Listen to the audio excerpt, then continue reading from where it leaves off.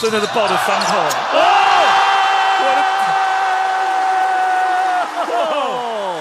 太不可思议了！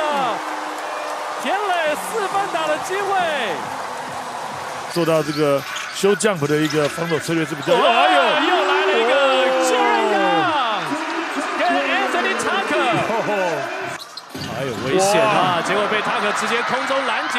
我的天哪！塔克老师 Professor Tucker。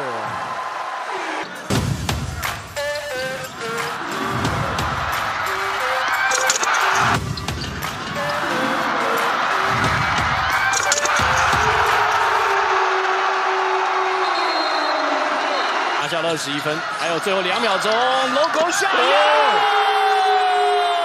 Jaren Young， 杰伦等你下课 ，buzzer beater。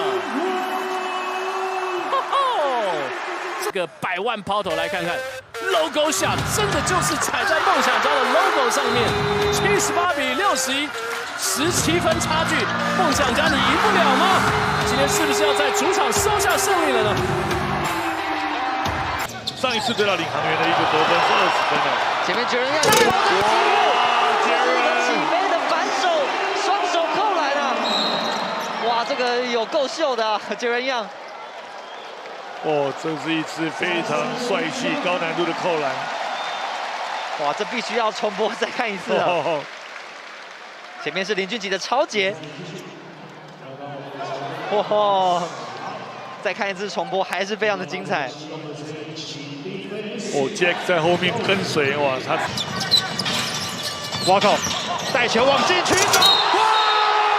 面对张根玉，单手双手的严扣，哈哈！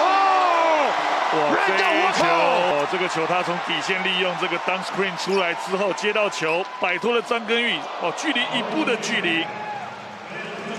哦，非常小的空档，哎，真的是看田磊的比赛才是真的看一场少一场哦，真的。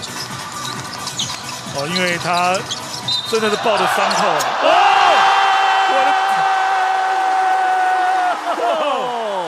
太不可思议了！田磊4分打的机会，哇，这个舞台也要这样做出来也不容易啊！有点不知所措哦。哇，这个球 ，Tuckman 的一个打手，田磊在复出归队的这2场。